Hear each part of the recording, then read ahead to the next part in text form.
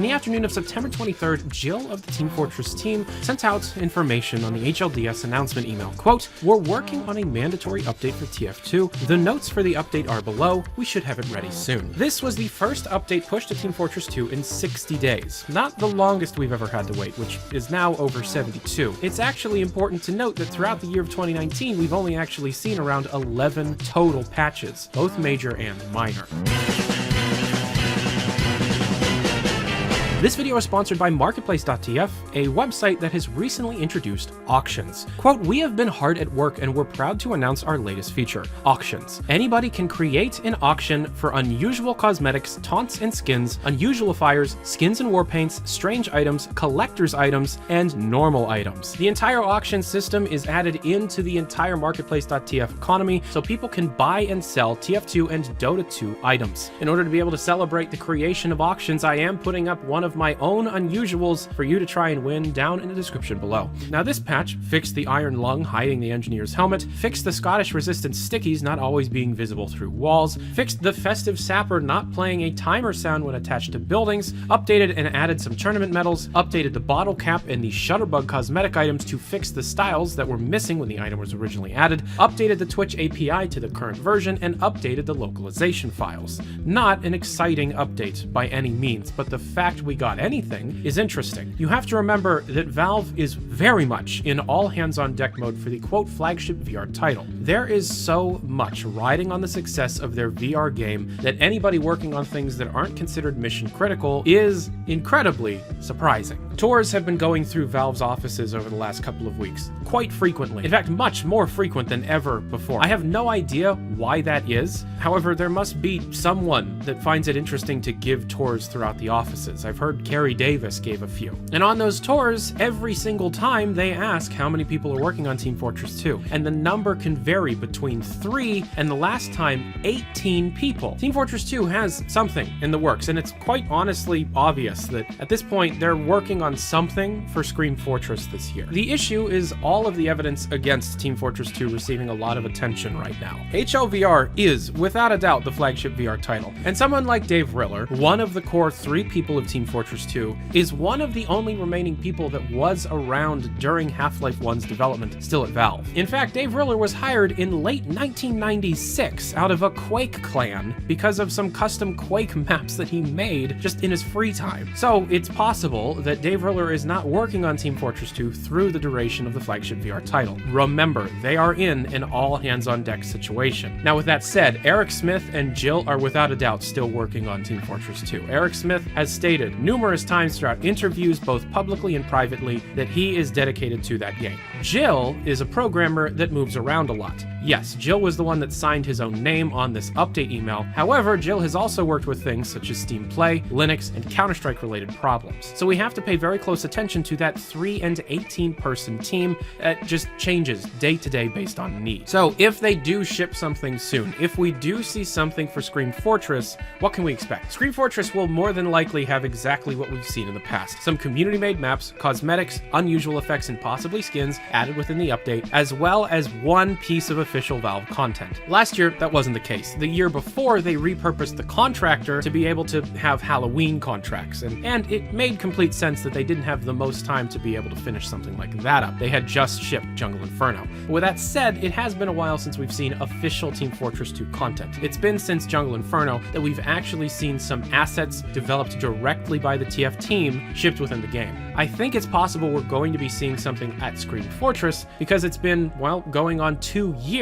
since we've seen anything official, and they have been working on things on and off that entire time. Something of note also added within this last minor bug fix was a message from customer support that showed up as an in-game notification to any players that owned a Crate Depression Unusual. Quote, a message from customer support. On the evening of Thursday, July 25th, a bug was introduced that allowed some older crates to grant an unusual hat on every opening. After evaluating the situation, we have decided to unlock the first hat acquired by the given player. Any unusual hats from this bug will remain permanently trade locked. You currently own one or more of these locked items. If you decide that you would rather not have these trade locked hats on your account, you may instead elect to refund any number of them. In order to take advantage of that offer, you will need to visit Steam support and select I need help with the Team Fortress 2 unusual hat bug. Refunds will be available until October 1st, 2019. For more information, as well as a direct link to the relevant support page, see the Team Fortress 2 blog here. The Crate Depression was a few months ago, and something that needs to be noted, that October 1st deadline has actually been pushed back. The original announced deadline was September 20th. So if you have a trade locked hat, you still are able to do something about it.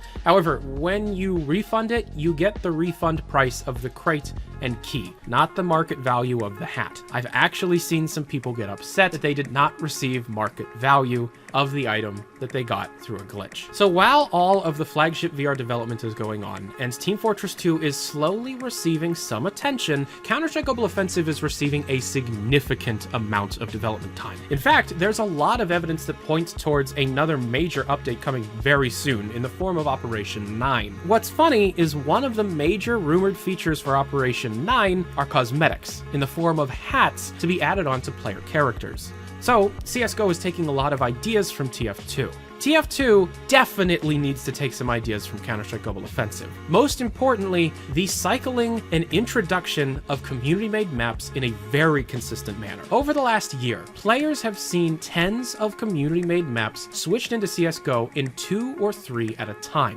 It's a well-received system, even if it doesn't introduce as many low-level community-made content as it should. Team Fortress 2 is the game that introduced the concept of the Steam Workshop to the world, and likely has one of the most dedicated fan bases of content creators ever seen, because there are not nearly as many opportunities to get something introduced into the game as, say, something like Dota 2 or CSGO. Yet we have a large number of well-known creators consistently cranking out content, whether that be particle effects, cosmetics, skins, or entire maps. Maps, most importantly, should be added more frequently because we still get cosmetic cases once in a while. Maps almost never happen anymore, and over the last few years, we have seen some incredible work by the community. So, Team Fortress 2 really should have some kind of automated process at this point, because it's obvious there are other things that Valve views more important. But if they want to be able to keep the game pulling the kind of numbers that they have been pulling for over a decade for another decade, allow players to be able to see consistent community-made content introduced directly through the workshop. There is so much unused content that deserves to be in the game that we would have updates for the next decade based solely on the content that already exists. If a system were to be put in place that was automated, that allowed users to be able to see what was most popular and most well-received directly in the game on an official level, Team Fortress 2 would have a much larger lifespan than it already does. In my opinion, above all else, maps are the most important thing that should be introduced on a consistent basis. And then you could just have contracts automatically generate based on the group of maps. It doesn't seem that complicated. And to be honest, the only reason we haven't seen a system like this occur in the first place is likely because the Team Fortress team doesn't see any value in it. So if you are a content creator or a content consumer for that matter, talk about it. I want to know your opinions of a system like this, specifically talking about maps and how it could work and any of the downfalls that a system could introduce. I want to know because I want to be able to see exactly what would be keeping the Team Fortress team from introducing something like this. And of course, I've been working on a system very similar to this for a few months. Back in July, I announced something called the TF2 Community Celebration Project, and it essentially is a group of servers all over the world that use custom plugins that allow custom maps, cosmetics, and weapons to be used as if entire updates were introduced specifically on these servers. I have been hard at work on this, but because I'm almost ready to move, it has been put on hold for the next 2 weeks. If you have not been contacted by me and you think you should be a part of this project, please resend an email, resend whatever you've been working on lately, or if this is the first time you've been hearing about it, email me, contact me. My DMs are open and I have an email down in the description below. If Valve is unwilling to create a system where the best community created content, regardless of the status of the person who made it, be introduced into the game in an automated manner, then I'm just going to try and do it myself. Please contact me down in the description. And if you want to help out, please contact me down in the description. If you want to be able to follow up on all of the topics I cover on this channel in real time, check out my Twitter page, linked down in the description below. It's at Valve News Network, no K. Once again, if you want to get into contact with me, my email is down in the description below, and my DMs are always open on Twitter. If you want to be able to support these videos or the TF2 community celebration, my Patreon page is down in the description below, as well as a PayPal email if you just want to do a one-time donation to help pay for the servers. I'm Tyler McVicker. This is Valve News Network. Have a good day. Adios.